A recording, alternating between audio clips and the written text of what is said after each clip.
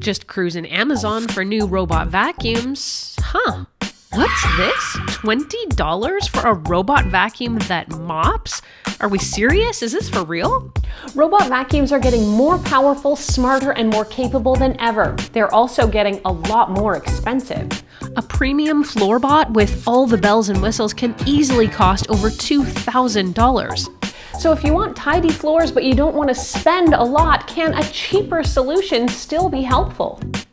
I was looking for the cheapest robot vacuum I could find to see if it's actually worth it, so I hit add to cart to see so you don't have to spend your hard-earned money. In this video, I'll fact-check each of its claims and even run it head-to-head with another robot vacuum.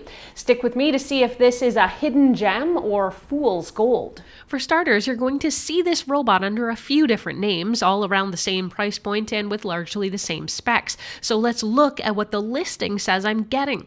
This floorbot is billed as efficient and intelligent, and also as a 3-in-1 vacuum, which integrates sweeping, vacuuming, and mopping of the whole house. Wow, pretty big specs for such a cheap robot. In addition to the low noise promise, it claims strong suction power and multiple filtration systems. Those are the claims. I'll see if they're confirmed once it gets here. A few days after my purchase, Amazon said the bot had arrived, but where was it? It was actually delivered into the mailbox. That's when I realized the very first important thing about this robot vacuum. It's tiny. Measuring just 6.5 inches across, I was shocked to see how small it was. The Amazon listing did tell me the dimensions, I just didn't read it very closely, and of course, I probably shouldn't be surprised, right? So it's tiny, no problem. That maybe means it'll just get into small spaces way better. And since right on the box, the lil sweepin' robot reiterates the powerful suction, I guess size shouldn't matter, right? We'll find out in my cleaning tests. First, let's see what's in the box. You're not getting much here. There's the tiny all-plastic robot, a USB power cord, and a small piece of Velcro and a tiny pad. What those are for, though, is anyone's guess. The only instructions are printed on the side of the box, and this isn't covered. I plugged it in and charged it up so I could put it to work. The Amazon listing doesn't disclose the charging time or runtime, but on the box, the charging time is listed as an agonizingly long 100 to 200 minutes, or up to about 3.5 hours. Since the box, though, also promises long battery life, we'll check on the runtime and see that we get a whole 20 minutes of cleaning time. Yikes. I guess everyone's definition of long is different.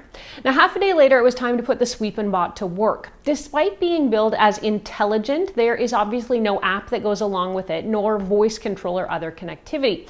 When you're ready to clean, you're simply going to push the power button on top. I let it loose on the floor and it started moving right away. The motion is extremely random and the bot will run until it hits an obstacle, then it'll essentially give itself a quarter turn and just go in another direction. It does appear completely random. Now I will say this robot runs quietly. That's probably though because it doesn't have a lot of suction, and that seems pretty evident. While it was able to roll over and presumably inhale things like dog hair, it struggled with anything more than that. Leaves, large crumbs, anything beyond the smallest specks didn't seem to get picked up. In fact, even when I fed deliberately anything other than a few dog hairs into the intake, things like onion paper or leaves, they refused to go in, and in fact, the spinning brushes kind of swept them away. Now, I let the robot run, and within almost 20 minutes exactly, it was dead. Unfortunately, it had barely covered my living room. I decided to open the robot up and see how much debris it had picked up.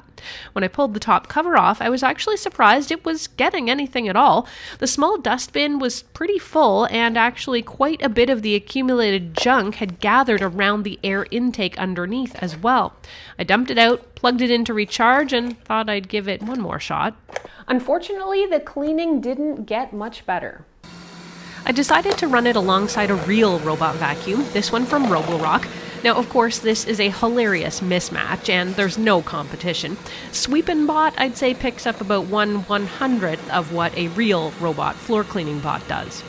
And by the way, despite touting mopping as one of its features on the Amazon listing page, there is certainly no mopping happening here. There's no water tank or water reservoir with this robot whatsoever. And while I guess I could moisten the cotton pad it came with here and Velcro it to the bottom of the bot, I would hardly call wiping a moist Band-Aid sized pad on a 2-inch section of the floor mopping. And by the way, what am I supposed to do once I've used this pad up? Now, am I surprised by any of this? Not when it comes to the performance. You absolutely get what you pay for in life. What does surprise me though is the blatant attempt to overstate this bot's abilities. It wouldn't surprise me one bit to see this Amazon listing yanked down shortly after this video comes out. So what will I do with what is essentially a child's toy robot vacuum? Amazon has a great returns policy, so this one is definitely going back. You can see what some real robot vacuums can do and why they cost a whole lot more than $20. And I also want to hear from you. What is the cheapest thing you ever bought on Amazon, and was it a dud or a surprise hit? Post for me in the comments below.